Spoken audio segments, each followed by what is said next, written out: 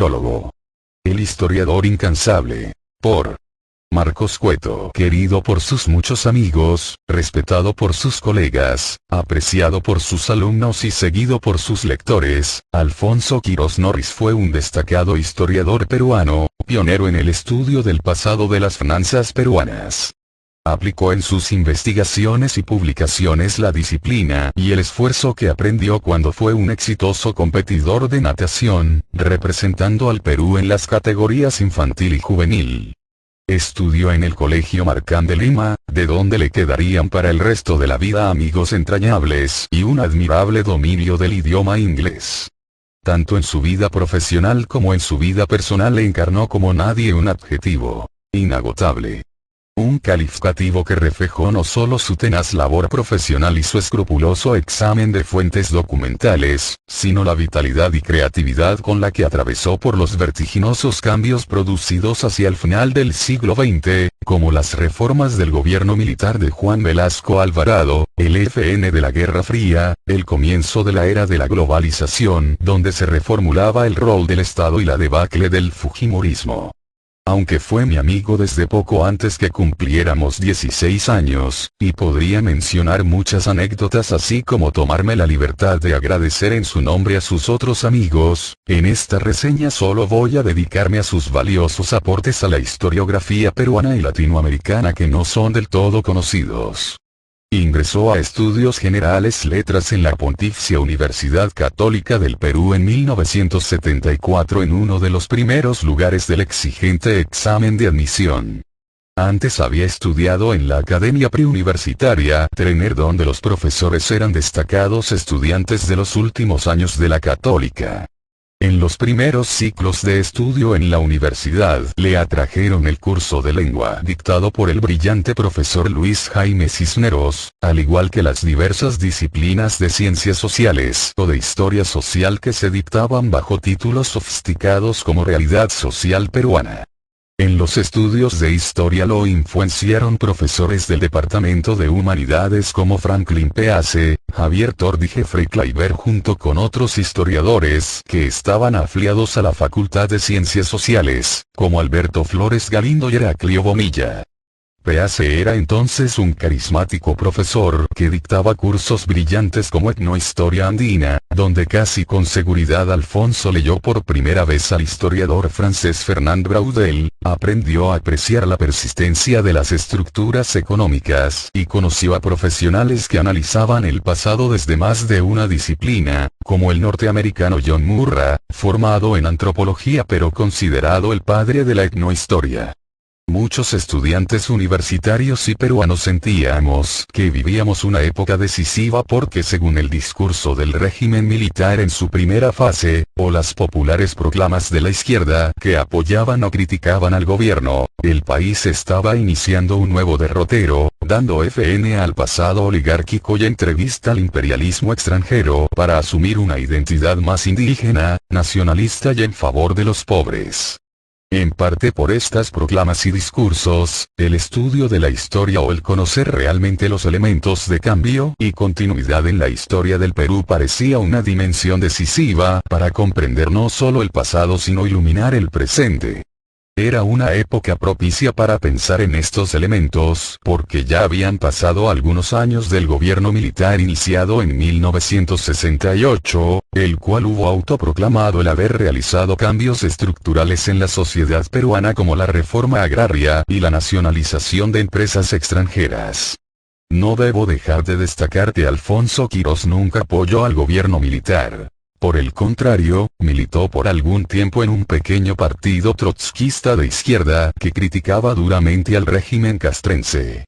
Gracias a Bonilla, quien había editado una obra histórica clásica, La independencia en el Perú, Las palabras y los hechos, 1971, que cuestionaba las trompetas triunfalistas de celebración de la independencia hecha por los militares y lideraba un equipo de investigación de historia económica donde participaban otros de sus compañeros de estudio y futuros colegas, como Carlos Contreras y José de Ustura, llegó a ser por un breve periodo, 1979, investigador del Instituto de Estudios Peruanos, IEP.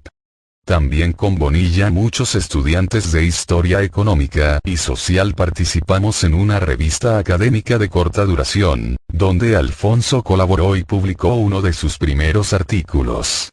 Uno no perdió su vínculo con el instituto a pesar de no ser un investigador de planta. En 1986 presentó un texto en una significativa reunión internacional que el IEP organizó, con un número de asistentes que excedía a la capacidad del auditorio. El Bisimposio de Historia Económica del Consejo Latinoamericano de Ciencias Sociales, CLACSO.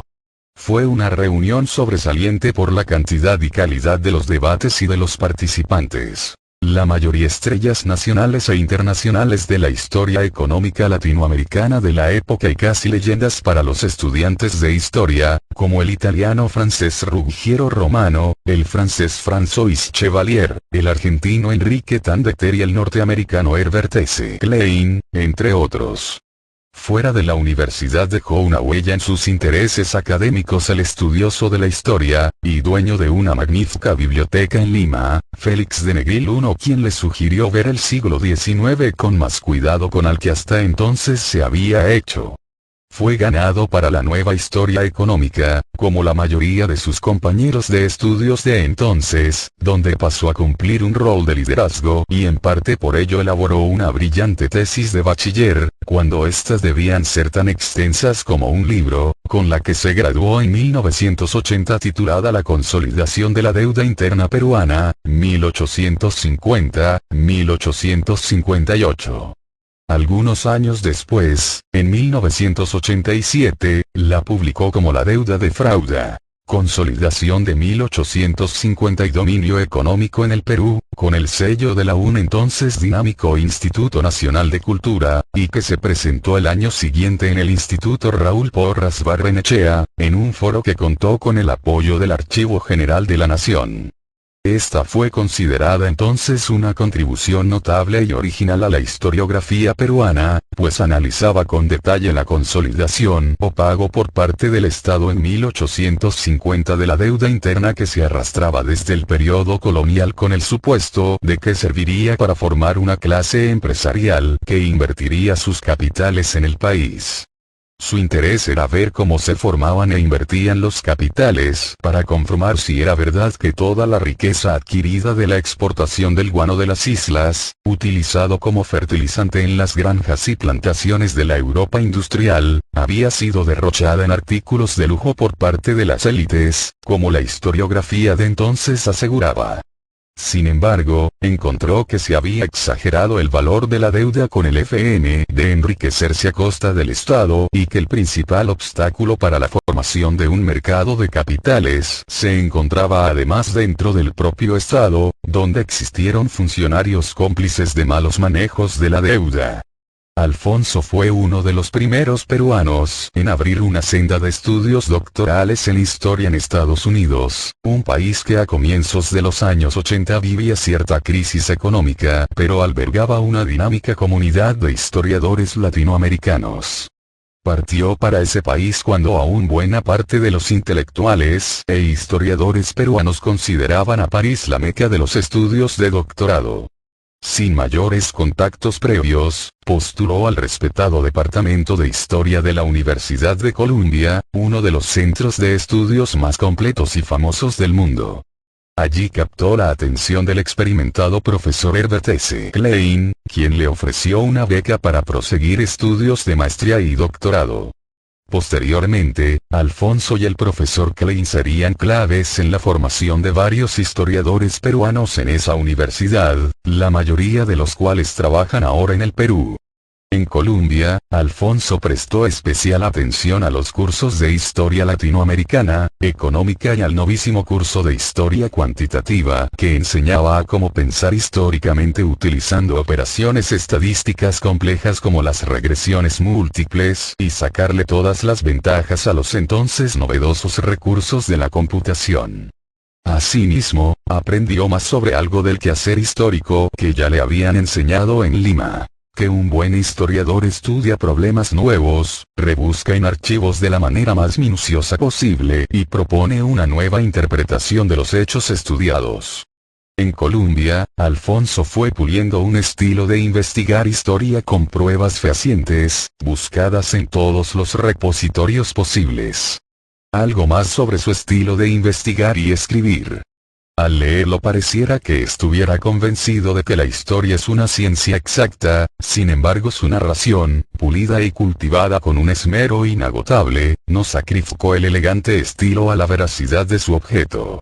Para Alfonso, el historiador no repite lo que dicen los discursos ni hace una revisión superficial en los archivos, sino que sustenta sólidamente sus interpretaciones en hechos irrefutables.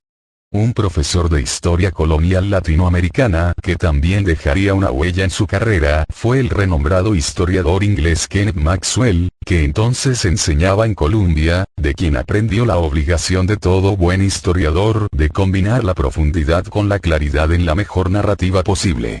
Asimismo, gracias a Maxwell conoció en detalle las ambiciones y limitaciones de las reformas del Estado realizadas en las postrimerías de los imperios español y portugués en las Américas, denominadas borbónicas y pombalinas, respectivamente. En Colombia llevó varios cursos en el Departamento de Economía para entender mejor las ideas, la historia y el vocabulario de la disciplina que le interesaba. Más aún, estuvo muy cerca de obtener una maestría en economía, un indicador del dominio que tenía sobre el tema. Su tesis de maestría, presentada en 1982, trató sobre las actividades comerciales y financieras de la Casa Grace durante la Guerra del Pacífico y los años posteriores a ella, es decir, 1879-1890. Utilizando un acervo documental novedoso que se encontraba en el archivo de la Universidad de Columbia, Alfonso estudió el caso único de un inmigrante irlandés, W.R. Grace, que vino al Perú de mediados del siglo XVI y se hizo rico con el guano. Luego Grace regresó con cierta fortuna a Estados Unidos y Europa para formar una corporación con oficinas en Inglaterra y Estados Unidos. Esta compañía jugó un papel clave en la recuperación y vida económica del país pocos años después de acabada la guerra. Posteriormente este estudio fue publicado en Histórica, la mejor revista peruana en la especialidad que había sido inaugurada pocos años antes. Gracias a una beca del Instituto de Estudios Latinoamericanos de Colombia pasó el verano, del hemisferio norte, de 1981, investigando en el archivo de Sevilla, la meca de historiadores coloniales, sobre las actividades de comerciantes y financistas limeños de fines del periodo colonial. En aquella y posteriores visitas que realizara a los archivos españoles y peruanos, pudo elaborar varios trabajos como The New Christians and the Spanish American Inquisition, una presentación en el Congreso Internacional de Americanistas realizado en Manchester en 1982, que apareció pocos años después en una distinguida revista alemana. Más adelante escribió un artículo para la mejor revista de historia latinoamericana de los Estados Unidos, Hispanic American Historical Review, titulado Reassessing the Role of Credit in Late Colonial Perú. Censos, Escrituras, and Imposiciones 74, 2, 1994. 194, 230. Todos estos textos encontraron una mucho mejor expresión en un libro lúcido y fundamental de la historia económica durante un periodo de transición. Deudas olvidadas. Instrumentos de crédito en la economía colonial peruana 1750-1820, Lima. Pontificia Universidad Católica del Perú, 1993, donde ilumina con éxito el enrevesado asunto del crédito colonial. Otra novedad del libro fue que demostró que era posible, muchas veces necesario, transitar de la historia colonial a la republicana. Esta era una decisión profesional heterodoxa si se toma en cuenta que los profesores de historia tanto del Perú como de Estados Unidos recomendaban que un especialista concentre su carrera en una u otra etapa de la historia. Su sólida tesis de doctorado Financial Institutions in Peruvian Export Economy and Society, 1884-1930, defendida en Columbia en 1986, fue un estudio de más de 440 páginas elaborado gracias a la competitiva beca doctoral Research Fellowship otorgada por la prestigiosa Fundación Social Science Research Council. Un año después la misma fundación lo apoyó para extender la investigación, haciéndolo merecedor del Advanced Grant for Research. Este apoyo, y su tesonero trabajo, fueron la base para varios libros que publicaría años después, como el que hizo en la Universidad del Pacífico, Banqueros en Conflicto. Estructura financiera y economía peruana, 1884-1930, que tuvo dos ediciones en español 1989 y 1990, y la versión ampliada en inglés que apareció en 1993, en Londres con la editorial Macmillan y al mismo tiempo con la editorial de la Universidad de Pittsburgh, titulada Domestic and Foreign Finance in Modern Peru, 1850-1950. Financing Visions of Development. Este libro era el resultado de 10 años de investigaciones y lo ubicó como la máxima autoridad en la historia financiera peruana y uno de los principales historiadores económicos de América Latina. Como parte de este grupo de estudios, que le hacían aparecer bajo una nueva y más positiva luz a los grupos empresariales de comienzos del siglo XX, había publicado antes Grupos económicos y decisiones financieras en el Perú, 1884-1930, en el número de 1986 de la revista de Ciencias Sociales Apuntes, editada por la Universidad del Pacífico. A poco de haberse graduado compitió y ganó un concurso para ser profesor asistente de Historia de América Latina y el Caribe en Baruch College, una universidad ubicada en el centro de la ciudad de Nueva York creada en 1847 y muy apreciada que se distinguía por ser multicultural, es decir, por tener estudiantes, profesores y cursos que cubrían diferentes asuntos y partes del mundo, así como por su énfasis en la formación en administración, negocios y economía. Fue promovido por sus propios méritos, algo que no es fácil ni automático en universidades de Estados Unidos, hasta ser profesor principal en 1994. Desde entonces no solo fue considerado en esta casa de estudios un historiador latinoamericano, sino un especialista en historia mundial. Al mismo tiempo era profesor tanto en el Baruch College como de una institución mayor a la que la anterior estaba vinculada, el Graduate Center del City University of New York, CUNY. Una importante universidad pública de la costa este de Estados Unidos, donde siguió una productiva carrera como docente e investigador formando a cientos de estudiantes. En ambas instituciones de educación superior cumplió diligentemente con las tareas que se esperaban de todo buen profesor universitario norteamericano, como participar en comités de admisión, de premios y con orientaciones de alumnos y consejos profesionales a profesores y autoridades. Tanto Baruch como CUNY le brindaron generosamente en varias ocasiones becas y bolsas de viajes para realizar sus investigaciones en el exterior y participar en foros académicos. Aunque nunca perdió el contacto con el Perú, cuyas universidades y archivos visitaba regularmente, las principales contribuciones las realizó desde su universidad en Nueva York y desde los archivos de Madrid que conocía como pocos historiadores. 7. Las tres grandes contribuciones historiográficas de Alfonso Quirós fueron la historia financiera peruana, la historia de la corrupción estatal en el Perú y la historia social y económica de Cuba antes de la Revolución de 1959. En su libro de 1993, cuestionaba las interpretaciones comunes derivadas de la teoría de la dependencia y del libro de Geoffrey Bertram y Rosemary Thorpe de 1978 titulado Perú 1890-1977. Growth and Policy in an Open Economy, que argumentaba que la característica peruana en la región era precisamente la dependencia. Alfonso, en cambio, sustentaba con valor y decisión que había existido cierto grado de autonomía de los actores financieros locales y que estos habían tenido un rol positivo en el crecimiento del país.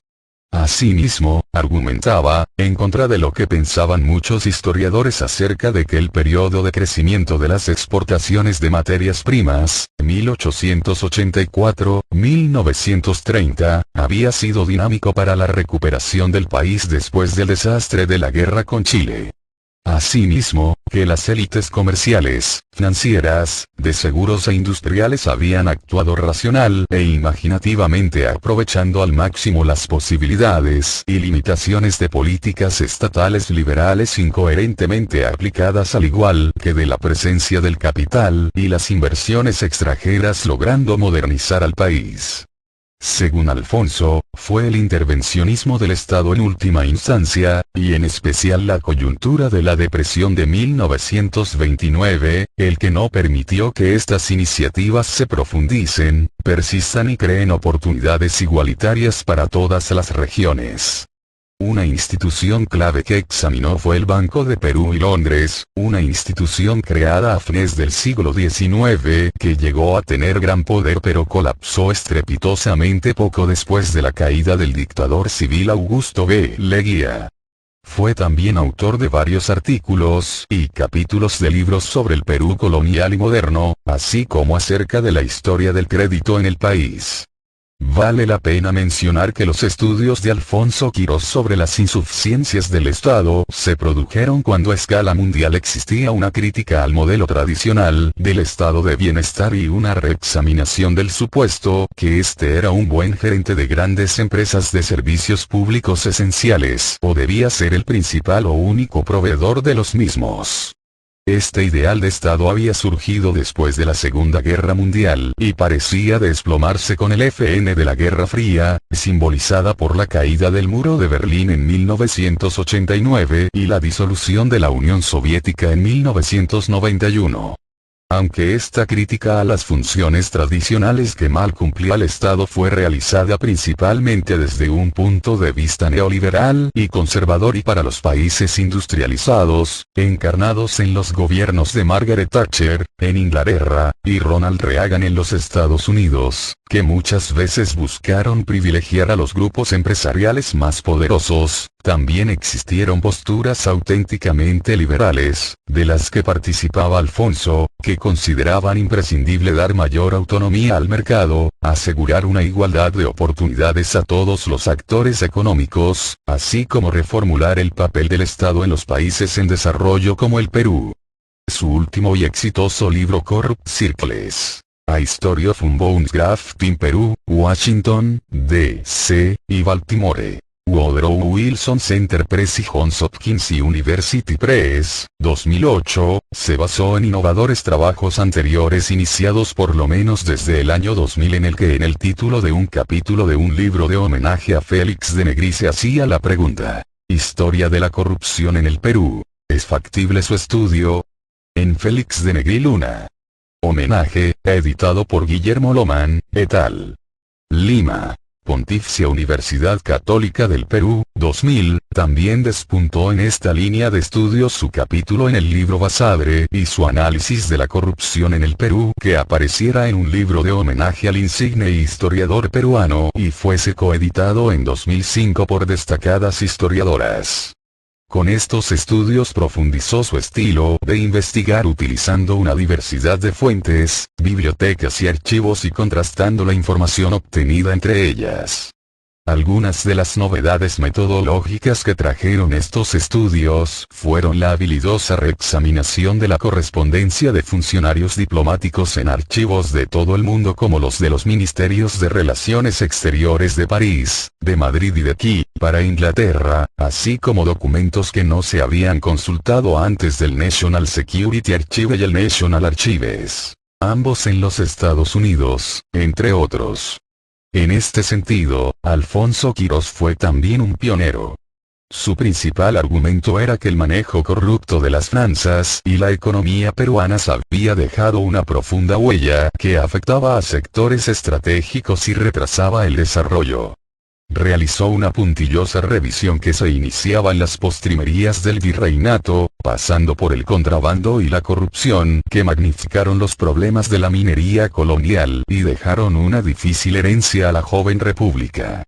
En el periodo del guano, denominado por Basadre como la prosperidad falaz, funcionarios agobiados por deudas del Estado y ambiciosos de hacer una fortuna personal rápida, crearon un sistema de sobornos a los contratistas extranjeros y empresarios que en gran parte explica la pérdida de una oportunidad histórica del país para desarrollarse. Durante el siglo XX, la corrupción estuvo asociada a los regímenes autoritarios y militares, cuando había menos oportunidades de denunciarla, enfatizando las prebendas en las compras de armamentos.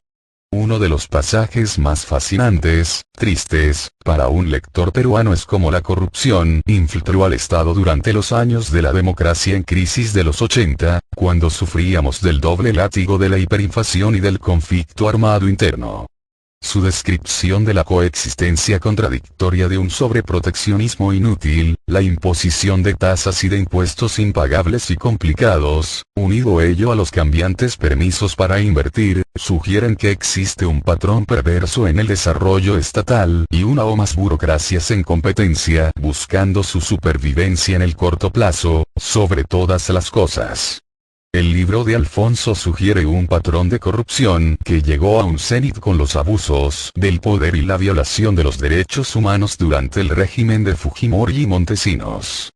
Uno de los argumentos más fuertes de este libro es que podría explicarse alrededor de la mitad de la falta de crecimiento del Perú debido a la corrupción. Para demostrarlo, Alfonso elaboró complejas estadísticas y comparó los índices económicos del Perú con los de otros países en desarrollo. Su objetivo no solo era explicar cómo funcionaban los mecanismos de la corrupción, sino medir cuánto daño le había hecho esta al Perú. Quería reinterpretar la historia del Perú partiendo de uno de sus principales problemas, demostrar no solo cómo se habían desperdiciado fondos públicos y privados, ahuyentado a las inversiones y demorado el desarrollo. Quería además hacerlo dándole gran importancia a la juiciosa exegesis, a la narrativa y fluidez del texto. De esta manera contribuía a la historia económica institucional, correlacionando los ingredientes cuantitativos y cualitativos. Presentaba, así, una metodología y conclusiones que inspiran a estudiosos de otros países sobre un tema vital para el desarrollo. Desde un punto de vista histórico, mostraba a los historiadores cómo podía estudiarse algo complicado y narrarlo de una manera entretenida y simple. Igualmente, contribuía a mostrar el error de la actitud displicente y de resignación de muchos académicos que consideran que la corrupción de las autoridades es un hecho inevitable del crecimiento y de la vida cotidiana de los países pobres, así como a cuestionar la equívoca percepción popular que si acaso un político hace obra sus robos estarían perdonados. Esta publicación fue reseñada y celebrada en varias revistas especializadas y periódicos de circulación nacional y mereció el Abraham J. Brilov Prize in Ethics y el President's Excellence Award for Scholarship del Baruch College en 2009. Hasta hace poco estuvo revisando con minuciosidad las pruebas de la versión en español de este estudio que ahora publica el IEP. Alfonso Quirós trabajó en el tema de la corrupción cuando se estaba convirtiendo en una preocupación internacional. Por ejemplo, el Banco Mundial, BM, y otras agencias bilaterales y multilaterales de cooperación técnica y financiera advirtieron, desde mediados de la década del 90 del siglo pasado, que sus programas antipobreza y a favor del desarrollo económico habían sido muchas veces inútiles porque fueron malgastados por administraciones ineficaces e ineficientes en la gestión y porque buena parte de los recursos se evaporaban en un ambiente estatal poco transparente, como el que existía en muchos países en desarrollo donde proliferaba la corrupción. En 1997 el Banco Mundial, cuyo presidente el año anterior había calificado a la corrupción como un cáncer, inauguró una estrategia anticorrupción y de ética en sus programas de préstamos para prevenir el fraude y ayudar a combatir la corrupción. El año 2000, la Asamblea General de las Naciones Unidas, ONU, aprobó una drástica resolución para crear un instrumento legal efectivo contra la corrupción, considerándola un crimen transnacional. La ONU y el VM apoyaron los esfuerzos locales decididos por la prevención, la creación de oficinas anticorrupción nacionales, y diseñaron las condiciones para acabar con cuentas bancarias secretas escondidas, o en paraísos fiscales de funcionarios corruptos. Sin embargo, el fenómeno de la corrupción no era lo suficientemente conocido y libros como el de Alfonso fueron una contribución sustancial para una creciente literatura sobre el tema que tenía claras implicaciones políticas. Su libro fue muy usado por científicos políticos y periodistas progresistas en diferentes partes del mundo que querían mostrar que la corrupción implica una insidiosa persistencia de minar la democracia y crear redes de clientelaje que acrecientan la arbitrariedad y las injusticias sociales. Menos conocida en el Perú son sus varias investigaciones y publicaciones sobre Cuba. Su trabajo en parte devino de su labor como curador de la muestra sobre la Guerra Hispanoamericana de 1898. Esta enfrentó a los cubanos patriotas y Estados Unidos, por un lado, contra España que quería aferrarse a una de sus últimas colonias en el continente, la otra fue Puerto Rico. La primera de estas muestras fue realizada en el New York Public Library con el nombre de A War in Perspective, 1898-1998. Public Appeals, Spanish American Conflict. La segunda se organizó en el New York Historical Society y fue denominada Militant Metropolis, New York City and the Spanish American War, 1898. Fue también autor de estudios pioneros sobre la historia de la educación, la corrupción y las finanzas en Cuba. Asimismo, coautor y coeditor del libro Cuban Counterpoints. Delegacchio Fernando Ortiz, Lanam, M.D. Lexington Books, 2005, y The Cuban Republican José Martí. Reception and Uses of a National Symbol, Lanam, M.D. Lexington Books, 2006. Díez Ortiz fue un ensayista y político al que se le atribuye haber diseñado el concepto de transculturación, considerado como una característica inherente y permanente de la multirracial cultura cubana de antes de la Revolución de 1959 y de la que se inspirarían ensayistas latinoamericanos posteriores para acuñar términos igualmente sofisticados como el de culturas híbridas. De igual manera, fue autor de estudios económicos sobre los costos para el Imperio Español de mantener la colonia cubana así como del desarrollo educativo y de una sociedad civil antes de 1959, que sugerían un proceso de cambios que antecedieron a la revolución. Estos fueron resultado de años de investigación en archivos de La Habana y de provincias cubanas, además de pesquisas en repositorios españoles. Alfonso dejó pendiente una obra sobre la historia de la sociedad civil y el reformismo en Cuba.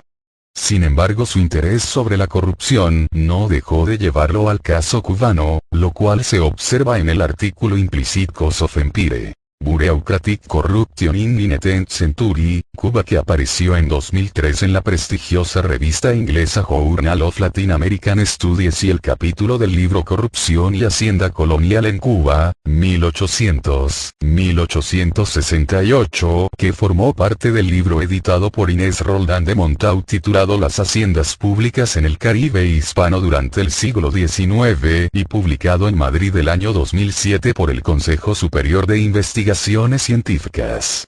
Alfonso Quirós fue conferencista en las mejores universidades del mundo. Una de sus últimas presentaciones públicas fue sobre el tráfico comercial transatlántico en Cuba durante las primeras décadas del siglo XVIII, realizada en abril de 2010 en el Centro de Estudios Latinoamericanos de la Universidad de Cambridge. Por varios años publicó reseñas, capítulos de libros y artículos notables en las mejores editoriales académicas y revistas de historia peruanas y del mundo, tanto en inglés como en español, por ejemplo. Apuntes, Ibero-American Histories Archive, Histórica, Journal of Latin American Studies, de Américas, Revista de Indias, American Historical Review, de Américas, de Historian, Bulletin of Hispanic Studies, Historia Mexicana, Latin America Research Review, Revista Andina Hispanic American Historical Review, entre otras.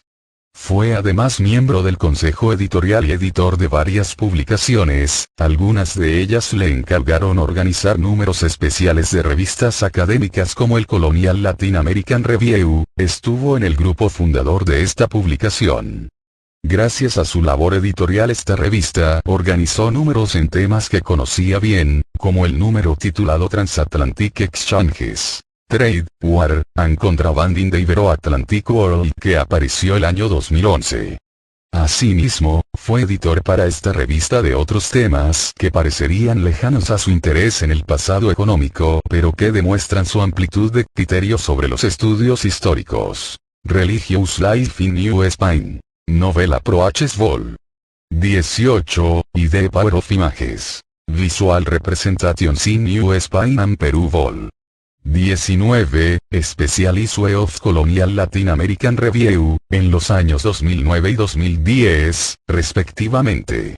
Es decir, dichos trabajos sugieren que sí tomaba en cuenta estudios históricos serios sobre los discursos y las representaciones, algo que inicialmente él como muchos historiadores económicos habían considerado que no tenían la profundidad o el trabajo previo en archivo que los sustentasen.